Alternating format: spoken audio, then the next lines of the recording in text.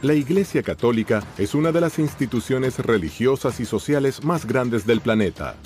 Por su estructura jerárquica, la organización de labores, el manejo del patrimonio y sus actividades lucrativas, muchos la consideran una de las más importantes empresas internacionales. La Chiesa oggi si muove come una merchant bank. ¿Cuál es el verdadero poder económico de esta institución? ¿De qué manera generó tanta riqueza? Nella Banca Vaticana sono stati riciclati i soldi della mafia. ¿Cuál es la función del Banco del Vaticano y de qué manera destina sus fondos? Los dineros del Vaticano son vehículos para lavado de dinero. Il Vangelo non scrive da nessuna parte che gli apostoli e i successori di Pietro devono costruire una banca. ¿Cómo fue posible que de la austeridad de Jesús haya surgido un imperio económico de semejante magnitud? El Estado del Vaticano nace recién en 1929 en el concordato que va a tener el Papa Pío XI con el régimen de Mussolini. Ho scoperto che per diventare santo è un'operazione che costa anche 100, 200, 300, 400, fino a 600 mila euro. La Iglesia ha llegado a transformarse en algo inmenso. La Iglesia comienza el nuevo milenio enfrentándose a grandes dilemas que pueden determinar su futuro. Muchos religiosos y sacerdotes no dan un testimonio de congruencia entre lo che dicono e lo che hacen. Il cardinale Tarcisio Bertone ha ristrutturato la propria casa spendendo €500.000 dei soldi di un ospedale che dovrebbe spendere quei soldi per le malattie dei bambini piccoli. ¿Es el Papa Francisco la solución a los problemas actuales de la institución? Papa Francesco è stato eletto esclusivamente con questo obiettivo: riformare la curia romana, che era ormai arrivata ad un degrado di immoralità inconcepibile. ¿Cuáles fueron las motivaciones para su elección? ¿Es realmente el sumo pontífice quien dirige los destinos de la Iglesia? ¿O como algunos aseguran, se trata del protagonista de una fabulosa estrategia de marketing en búsqueda de nuevos clientes? ¿La Iglesia Católica podría ser la mayor empresa del planeta? ¿O solo una enorme religión que mueve la fe de millones de fieles?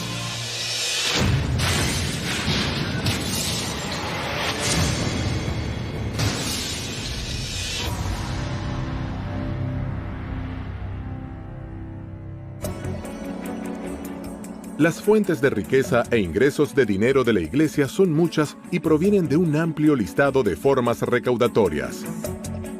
Limosnas, diezmos, primicias, pago de la administración de sacramentos, bautismos, casamientos, confirmaciones, extrema unción, herencias de particulares, rentas e inversiones, entre muchas otras.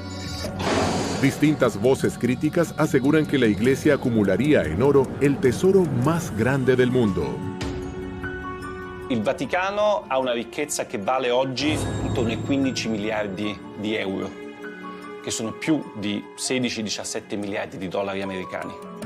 Ed è una ricchezza che viene divisa in una parte finanziaria e una ricchezza immobiliare. Il patrimonio immobiliare a Roma vale più di 4 miliardi di euro. Pero, ¿cómo y de qué forma nace esta institución y su riqueza? El papado que se va desarrollando desde los comienzos del cristianismo, del siglo I en adelante, sobre todo a partir del siglo VI, va a tener cada vez más y más riquezas a lo largo de la historia medieval. He aquí que en los siglos XIV y XV se calcula que entre un tercio a un cuarto de todas las tierras europeas pertenecen al papado. El papa que está en Roma tiene más territorio de lo que posee cualquiera de los reyes gobernantes en Europa en los siglos XIV y XV.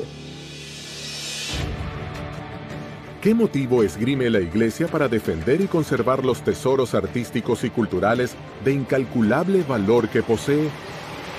La Iglesia tiene la responsabilidad de cuidar el patrimonio artístico y el patrimonio humano, porque son nuestras raíces. Es un tesoro que nadie nos puede arrebatar.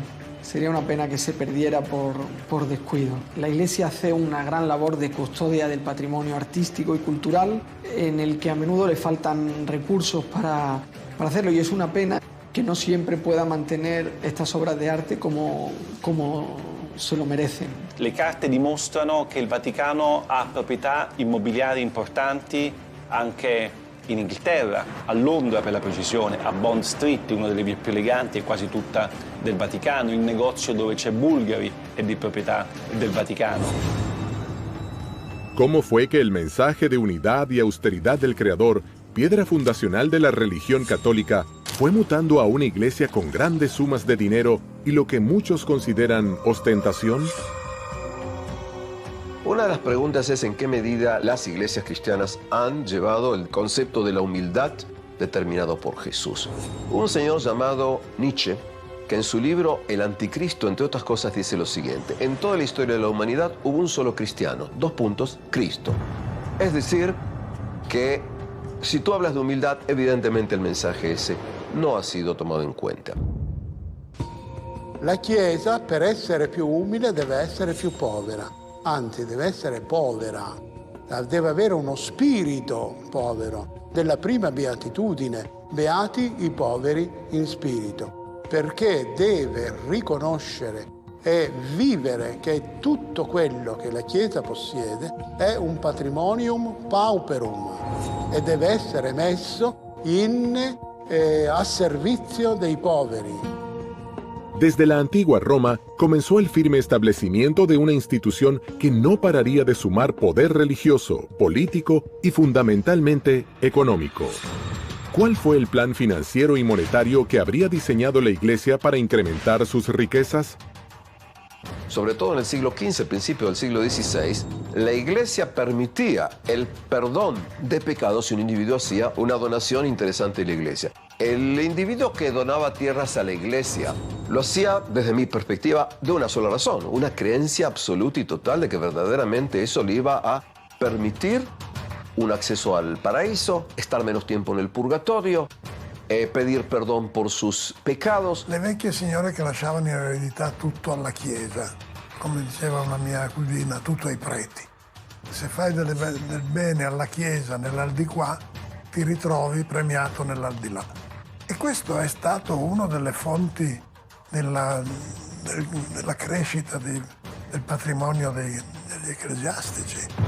La Iglesia va a invertir su dinero en todo tipo de empresas y constantemente va a venir dinero a las arcas de Roma. Por eso es que se considera que en el siglo XX, también XXI, el papado tiene enormes fondos que dan origen a todo tipo de teorías más conspirativas o menos conspirativas.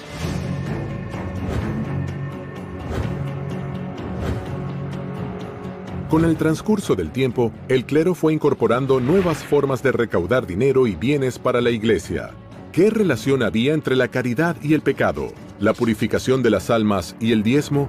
¿Por qué algunos afirman que esta pudo ser una nueva forma de ensanchar sus arcas?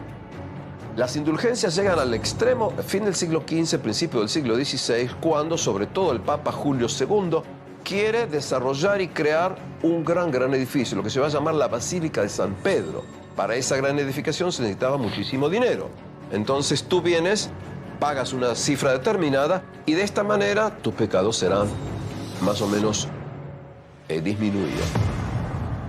Ci sono migliaia di cause di beatificazione, c'è un ministero apposta che si occupa soltanto di questo, che fattura centinaia di migliaia di euro tutti gli anni grazie a questo incredibile business. El Papa Francisco no quiere solo ser bueno, sino que se vea que es bueno. Que nadie piense que en el entregar una limosna a cambio de una bendición haya una especie de negocio, una especie de especulación como la que condenó Lutero hablando de las indulgencias, de la gente que daba limosnas a cambio de indulgencias. El Papa no quiere que se pague ni por sacramentos ni por bendiciones. Que no haya nadie que no se acerque a la Iglesia Católica porque piense que no tiene dinero. Que no haya nadie que piense que tiene que comprar la fe católica, que tiene que pagar para bautizar a su hijo o que tiene que pagar para tener una bendición del Papa.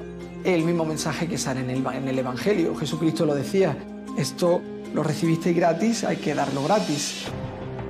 La forma recaudatoria de la Iglesia Católica no solo se encontraría dentro de los sacramentos. ¿Qué dice la Biblia sobre el celibato y por qué esta condición es considerada por muchos especialistas como una hábil estrategia para engrosar su poderío económico? En los primeros siglos, en los monasterios, las órdenes religiosas establecieron votos de castidad, pero el clero secular, el clero que vivía en el mundo, para este clero el celibato era optativo. En realidad, este celibato se vuelve obligatorio hacia el siglo XI. Timoteo lo dice muy claro. Los obispos pueden ser casados, el cura puede ser casado. Es más, se está violando el mandato de la divinidad cuando en el Génesis dice, no es bueno que el hombre esté solo. La Iglesia, garantizándose el celibato del clero, se garantiza también que las propiedades que pueda adquirir un sacerdote o un cura, ¿verdad?, van a pasar no a una propiedad individual, sino a la corporación, ¿no? Es decir, van a pasar a la Iglesia y de esa manera la Iglesia va a ir incrementando su patrimonio. Eso fue problemas económicos, cuando se dieron cuenta pero eso es una estupidez, que los hijos de los sacerdotes podrían heredar los 4 ladrillos de la Iglesia. ¿Cómo se llegó entonces a la etapa moderna de los estados pontificios? Vaticano es el nombre de una de las 7 colinas tradicionales de Roma. El Estado del Vaticano nace recién en 1929 en el concordato que va a tener el Papa Pío XI con el régimen de Mussolini.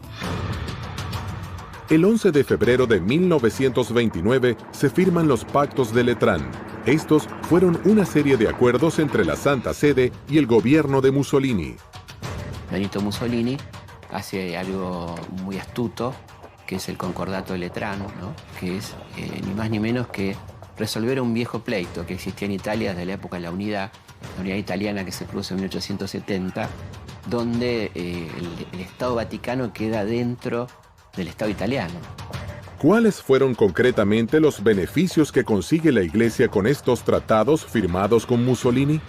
Le permiten a la Iglesia crear un Estado autónomo, un país, digamos, separado del Estado italiano, que será el Estado Vaticano.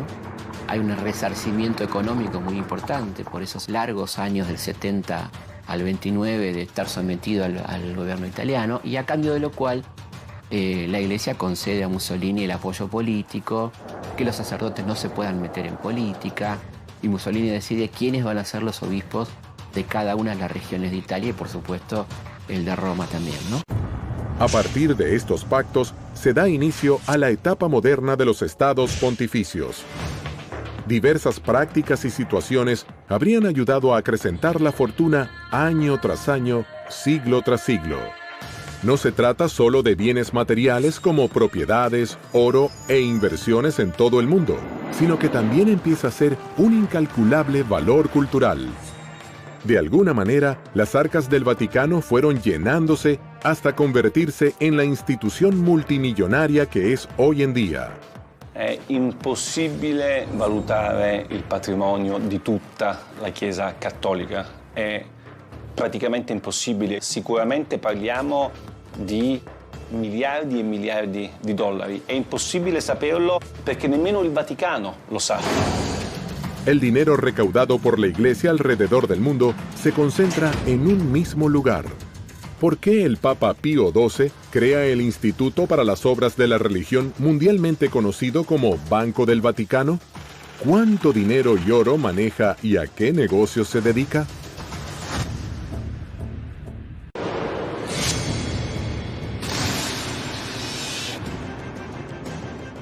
La incalculable fortuna de la Iglesia Católica se mantuvo secreta entre fieles y autoridades eclesiásticas. ¿Qué es exactamente y a qué se dedica el Banco del Vaticano, además de recaudar? El Banco Vaticano es una institución que se creó para que las órdenes religiosas, las instituciones católicas, no tuvieran sus patrimonios en manos de otras bancas que los utilizaran para inversiones no éticas, inversiones quizá en negocios de armas o en industria farmacéutica especulativa, y conseguir también facilitar las transacciones económicas en los países en los che la Iglesia stava perseguita. Non solo, il Vaticano ha moltissimi soldi che vengono fatti da donazioni, tipo l'obolo di San Pietro, o attraverso i guadagni che sono fatti dalla sua banca, i guadagni finanziari come lo IOR. Anche in questo caso questi soldi vengono gestiti in maniera secondo me piuttosto discutibile. L'obolo di San Pietro, per esempio, è una donazione che i fedeli di tutto il mondo fanno direttamente al Papa. ¿Qué beneficios económicos obtuvo la Iglesia Católica con el Banco del Vaticano como herramienta de inversión y recaudación? Los dineros del Vaticano están invertidos incluso en empresas donde a través de estos estudios y redes bancarios, ¿verdad?, se ven que son vehículos para lavado de dinero. Nella Banca Vaticana sono stati riciclati i soldi della mafia, come ha dimostrato il Tribunale di Roma.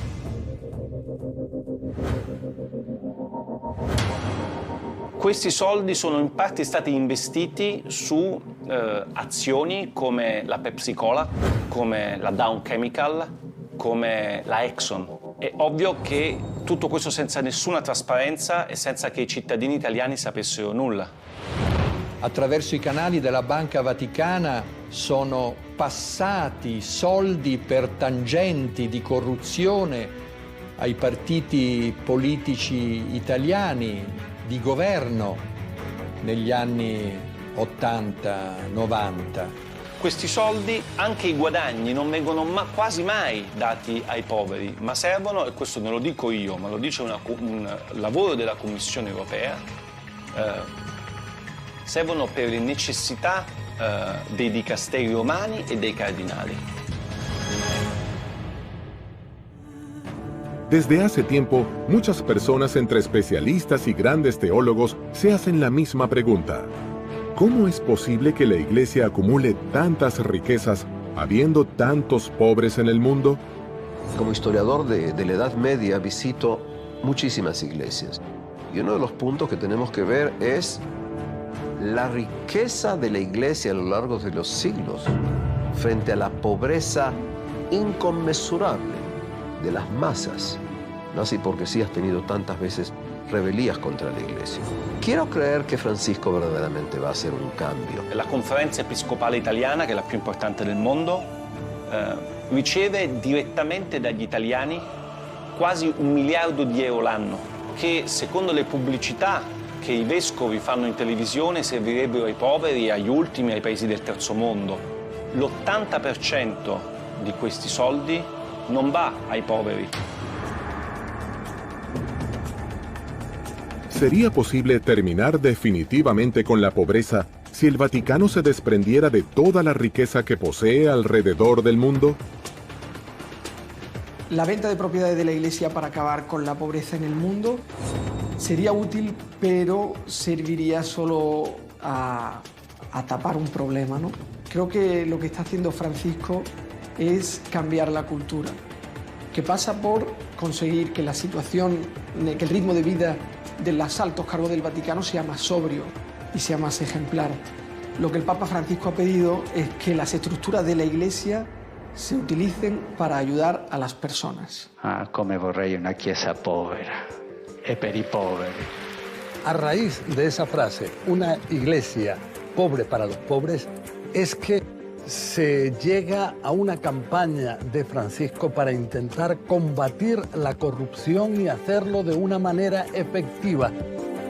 Secondo qualcuno che pensa che il Vangelo debba essere una sorta di guida, no? del Vaticano, e il Vangelo non scrive da nessuna parte che gli apostoli e i successori di Pietro devono costruire una banca. Hay que tener en cuenta que la Iglesia es un estamento que ha llegado a transformarse en algo inmenso y es muy difícil el poder controlar tantísimos grupos de influencia dentro de lo que es el Vaticano. Para algunos críticos y especialistas en la materia, la Iglesia Católica tiene un funcionamiento similar a una empresa multinacional.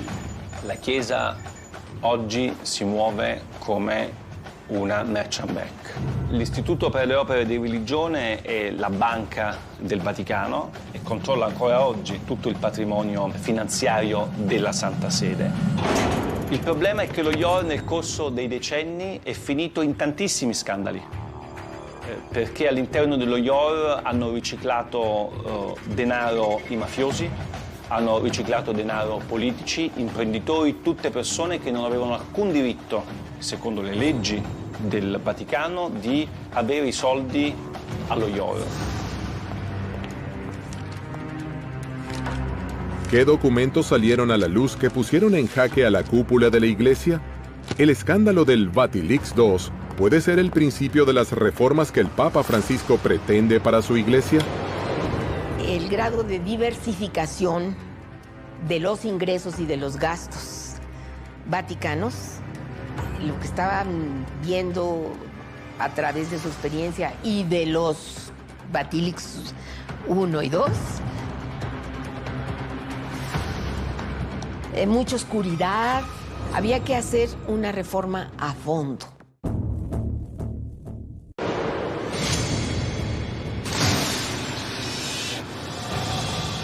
En el año 2015, el Vaticano sufrió una nueva y muy polémica filtración de documentos reservados.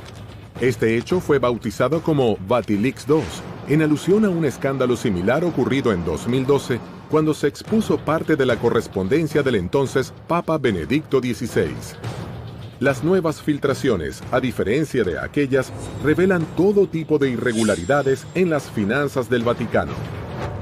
Il Vatilix II è stato lo scandalo del 2015, state parlando con uno dei protagonisti dello scandalo perché io ho pubblicato nel mio libro una serie di documenti che di carattere finanziario e economico che per la prima volta hanno raccontato la reale ricchezza del Vaticano e come questi soldi in Vaticano vengono gestiti, i soldi delle donazioni, i soldi che sono presenti all'APSA, gli immobili que el Vaticano controla. Los datos de la filtración Vatilix II eran interesantísimos porque era la diapositiva de la situación que se encontró el Papa Francisco antes de emprender la reforma. Esto es un tesoro. El escándalo financiero de Vatilix II revela documentos que fueron publicados en 2 libros. En uno de ellos, su autor, Emiliano Fittipaldi, denuncia irregularidades de todo tipo en las finanzas de la Santa Sede, señalando al Vaticano con graves problemas económicos, como un agujero negro en su sistema de pensiones, corrupción por parte de la curia, desvío de fondos y una total ausencia de transparencia en los balances de la Santa Sede. Secondo il Vaticano sono state 2 le persone che mi hanno dato queste carte, Monsignor Valeco Balda, che è un monsignore spagnolo che era il segretario di questa commissione d'inchiesta, e Francesca Immacolata Chacqui, che era il membro di questa commissione. Fueron 2 personas que fueron contratados por el Vaticano para ayudar al Papa a hacer la reforma de la curia romana. Estas personas perdieron la brújula, hicieron lo que no tenían que hacer, que eran los documentos reservados, los dossiers, que eran para que el Papa, leyéndolos, supiera qué medidas tomar, los hicieron públicos. Queste 2 persone sono state arrestate 5 giorni prima la pubblicazione del mio libro e del libro Via Crucis di Nuzzi. Sono state arrestate perché sono state accusate di aver divulgato informazioni riservate e aver messo a rischio l'interesse della patria, così dice la legge Vaticano. Las publicaciones de estos documentos convierten a la Santa Sede en inocentes o culpables de este enorme escándalo. Cuando se publicaron ya habían pasado muchos meses después de que se empezaran a poner en práctica las medidas para atajar estos problemas. Entonces algunos vieron que quizá la publicación de estos documentos era un modo de detener estas reformas y otros, paradójicamente, lo vieron como un modo de apoyarlas. El Papa Francisco lo vio como una traición, como una puñalada en la espalda. Vorrei dirvi anzitutto che rubare quei documenti è un reato. è un atto deplorevole che non aiuta. ¿Cuáles son los hechos más escandalosos que expone el Vatilix? Cardinali di cui ho raccontato nel libro hanno, come il cardinale Tarcisio Bertone, ristrutturato la propria casa spendendo €500.000 dei soldi di un ospedale che dovrebbe spendere quei soldi per le malattie dei bambini piccoli. Invece lui ha preso, questi soldi sono stati dati al cardinale Bertone per ristrutturare la sua casa da 300 metri quadri. Il cardinale resta ancora, mentre parliamo, nell'attico, a godersi un attico bellissimo con un sistema Bose da €30.000 e con i marmi di Carrara nei bagni. Mentre Valleco Balda, che ha soltanto dato queste informazioni, è in galera. Mi sembra, molto contraddittorio come tipo di azione da parte del Vaticano. Durante el proceso, lo que sorprendentemente salió a la luz es que todo esto era una historia de una superficialidad casi insultante. Las revelaciones de los documentos filtrados pudieron ayudar a la Iglesia Católica en su intención por demostrar transparencia, ¿o fue un golpe a la fe que le haría perder fieles en todo el mundo? En el corto plazo debilitan al papado. Es decir, si nosotros hacemos público estos pecados de algunos sacerdotes, vamos a dañar el prestigio de una institución tan valiosa como la Iglesia Católica y vamos a debilitar la fe que es tan importante y valiosa para nuestros creyentes. Entonces es más conveniente para salvar el prestigio de la Iglesia Católica ocultarlo che sacarlo alla luz. Io non credo che il Vatilix sia stato un male necessario per una riforma del Vaticano, semplicemente perché io penso che il Vatilix non sia stato un male, perché io penso che qualsiasi istituzione, soprattutto un'istituzione morale e religiosa come la Chiesa Cattolica, abbia solo che da beneficiare di una assoluta trasparenza. Non ci devono essere segreti. El hecho de que este tipo de filtraciones salgan a la luz pública, por un lado es inevitable en este mundo de comunicaciones, donde ya nada se puede mantener secreto. Finalmente acaban por salir. Y bueno, en el corto plazo pueden simbrar a la institución, pero yo creo que a largo plazo la beneficia. ¿Cuál fue la reacción y las medidas que adoptó el Papa Francisco cuando los cimientos de su institución se vieron sacudidos por la revelación de estos documentos secretos? La reforma que ha puesto en marcha el Papa Francisco para conseguir la transparencia de las cuentas vaticanas, para conseguir que ningún delincuente se pueda aprovechar de las instituciones del Vaticano, yo creo que es irreversible. Voglio assicurarvi che questo triste fatto non mi distoglie certamente dal lavoro di riforma che stiamo portando avanti con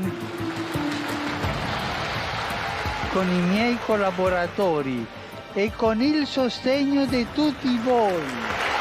Entonces llega Francisco y dice, por ejemplo, que es importante dar lo que es la reestructuración de la Santa Sede, no tanto a la curia, sino a organismos externos que son los responsables de proponer cuáles pudieran ser los cambios. Yo creo que no hay modo de detener esta reforma.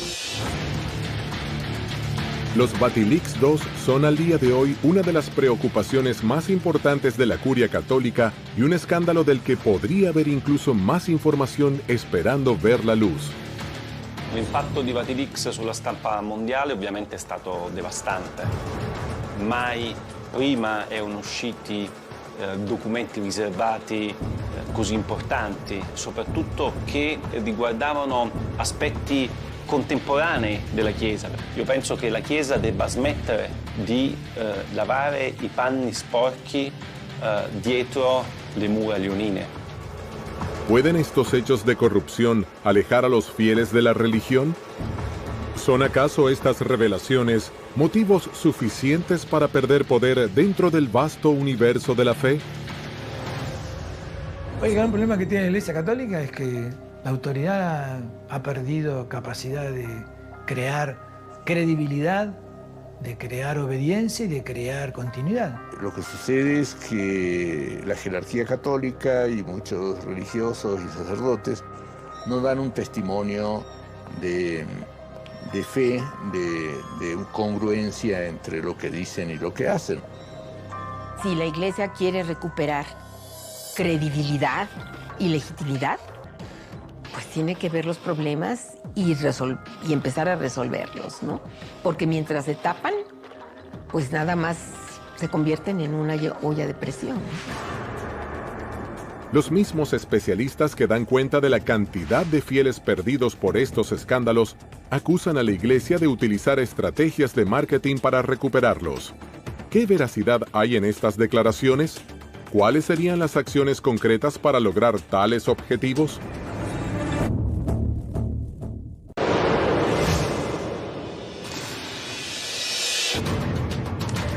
Las revelaciones de los documentos financieros de carácter secreto, conocidos como Vatilix II, no solo movieron los cimientos de la Iglesia Católica, sino que, según afirman especialistas y teólogos, también podrían haber alejado a muchos fieles alrededor del mundo. ¿Podría la Iglesia Católica tener diseñada una estrategia de mercado con slogans de estilo publicitario y una fórmula destinada a seguir fomentando y sumando seguidores? ¿Por qué algunos hablan de las apariciones marianas, los milagros de los santos y las canonizaciones como un plan de marketing? Desde el siglo VIII, los católicos tenían la estrategia de utilizar los sitios sagrados de los pueblos dominados o conquistados para en esos sitios poner símbolos religiosos cristianos y hacer desde ahí el trabajo pastoral, etcétera, ¿no? Conforme ha ido evolucionando la Iglesia en los últimos años, los papas han destacado más la necesidad de llevar a los santos a cada una de las comunidades. Alrededor del año 1357 comienza a exhibirse en una iglesia de Francia una manta con el cuerpo y rostro de Jesús impresos. Luego será otorgado a la Santa Sede, que lo dejará bajo el cuidado de la Capilla Real en la ciudad de Turín. Pronto el suceso atraerá cantidad de fieles y también detractores. Se dice que ese manto es la mortaja en que fue envuelto Jesús cuando muere, ¿no? Lo que pasa es que durante la Edad Media hubo un tráfico de reliquias. O sea, que esto es una astilla de la cruz de Cristo y que esto es, etcétera, ¿no? Entonces, en lo personal, a mí me parece poco creíble. Pero no solo esta reliquia es considerada por algunos como una hábil estrategia de marketing para la captación de nuevos fieles. En América Latina, cuando llegaron los conquistadores, cuando, entre comillas, descubrieron América, fundaron muchas ciudades con nombres o advocaciones de la Virgen. Era la mejor manera de llegar ante los nativos, ante los indígenas, y los indígenas mismos descubrieron que el mejor modo mediador para encontrarse y dialogar con los invasores era a través de la Virgen. Otro tipo de sucesos milagrosos y difícilmente comprobables por la ciencia son las apariciones marianas. En América Latina, quizá el caso más famoso sea el de la Virgen de Guadalupe.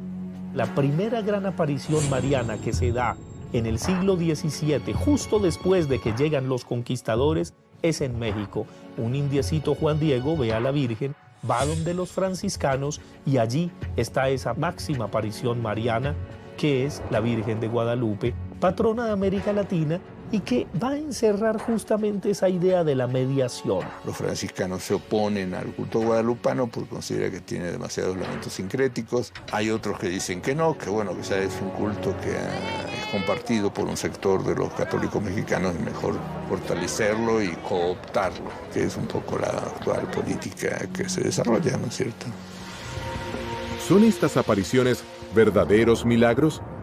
Usted lo puede ver como estrategias de la Iglesia para fortalecer la fe o estrategias de los feligreses para seguir creciendo. Lo que nosotros investigamos es cómo aparece esa Virgen, a quién. Si aparece una mujer, rápidamente le van a poner un varón al lado, bien.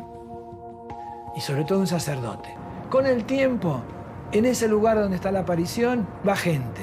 Y bueno, y para eso hay que inventar algo, hay que decir, acá se curan los niños, se curan las niñas, las mujeres tienen hijos. Hay un nivel de irracionalidad en la creencia. O sea, yo creo porque no es consistente. Si fuera racional la explicación, no creería, ¿no? Hay una parte que se cree porque usted tiene fe, está convencido, pero no tiene por qué demostrar su fe. ¿Por qué hay quienes consideran también a las canonizaciones como un instrumento de atracción de nuevos fieles? Mira, las canonizaciones consisten en que la Iglesia propone un modelo de un buen cristiano.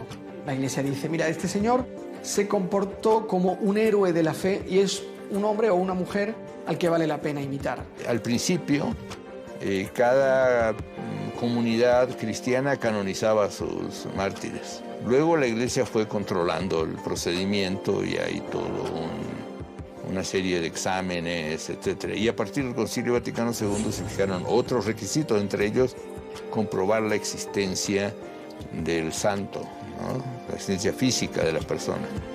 Lo que pocos conocen es que este proceso tiene un alto costo económico y que significa un importante incremento dentro de las arcas de la Iglesia. La storia della fabbrica dei santi è una delle più incredibili che ho scoperto con la mia inchiesta, perché io pensavo che per diventare santo fosse un'operazione che la Chiesa faceva in maniera gratuita. E invece ho scoperto che per diventare santo è un'operazione che costa anche 100, 200, 300, 400, fino a 600.000 euro. Per me è uno scandalo incredibile quello che ho scoperto.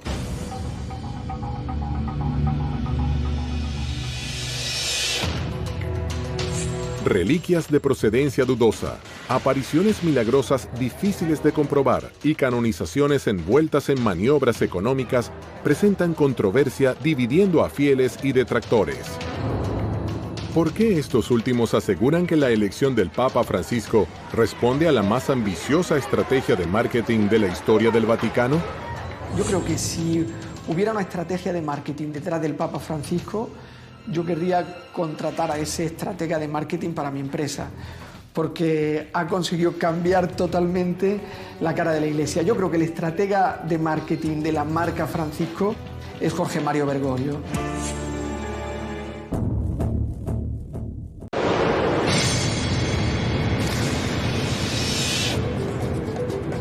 El mundo habla del Bergoglio Style.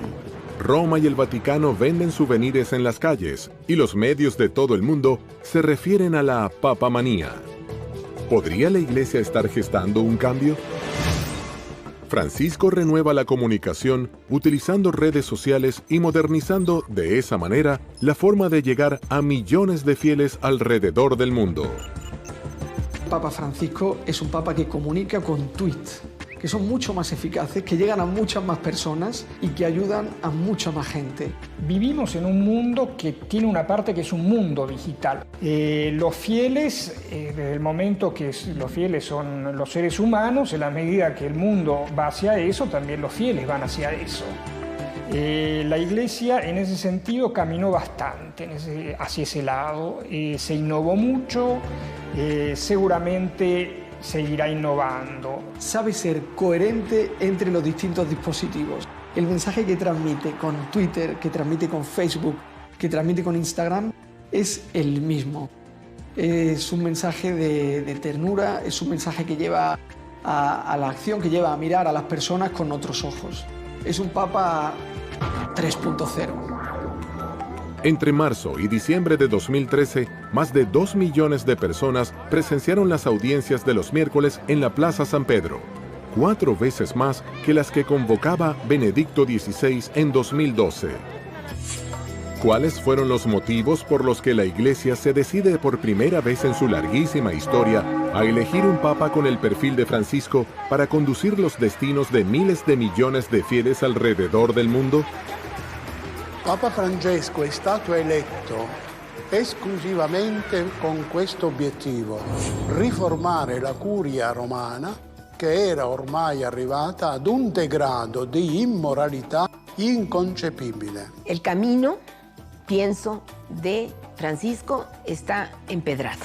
Su elección fue una elección afortunada en un proceso en el cual la Iglesia Cattolica tiene por ahora una enorme competencia. I gesti che lui fa sono importanti. Per esempio, pochi si sono resi conto del primo gesto che ha compiuto la stessa notte del 13 febbraio del 2013, quando è stato eletto. Affacciandosi al balcone, non aveva la mantella rossa né la stola con le insegne di Pietro e Paolo, ma era semplicemente vestito di bianco e si è presentato come vescovo di Roma. Son muchas las voces que afirman que las reformas que impulsa el Papa Francisco en la Iglesia contemporánea estarían moviendo los cimientos de la religión.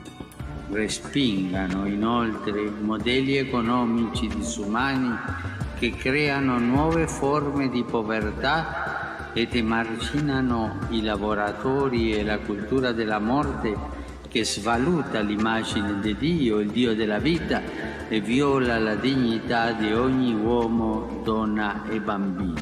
El Papa Francisco destaca constantemente la necesidad de combatir la corrupción. Él dice que esto es algo que finalmente lleva al infierno. Entonces, él, precisamente para poder combatir de forma efectiva ese fenómeno al cual él se opone rotundamente, entonces es que decidió crear mecanismos para que haya un funcionamiento más efectivo y también intentar buscar en qué aspectos puede haber corrupción.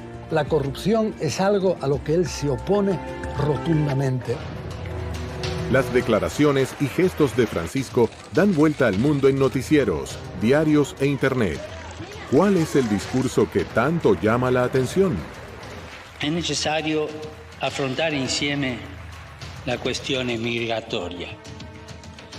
Non si può tollerare che il mar Mediterraneo diventi un grande cimitero. El Papa Francisco, desde que fue elegido Papa, consiguió afianzarse como una especie de conciencia de la humanidad. Para mí, como cristiano, la revolución que está emprendiendo el Papa Francisco me ha cambiado el modo de mirar a las personas. La Chiesa povera e per i poveri di cui parla Francesco sia ancora molto lontana dal diventare realtà. La Chiesa è ancora molto ricca, i cardinali sono ancora molto ricchi, lui è l'unico che vive in 20 metri quadri, tutti gli altri continuano a vivere in 300, 400, 500 metri quadri. C'è gente che dice che Francesco è solo un predicatore che fa solamente dell'apostolato, ma Francesco è un papa che governa. La Iglesia Católica es una institución de dimensiones incalculables. Dentro de su construcción como institución eclesiástica, han pasado más de 2000 años de historia y es puesta por muchos especialistas a la altura de las empresas más grandes del planeta. Si los santos, las vírgenes y las canonizaciones están dentro del marco de lo divino o son hábiles estrategias de captación de fieles, seguirá siendo un misterio por revelar. Para unos, una empresa con estrategias de marketing que se dedica a la apertura de cuentas monetarias sin descanso. Para otros, la salvación de sus almas y la puerta al paraíso, donde podrán descansar en paz.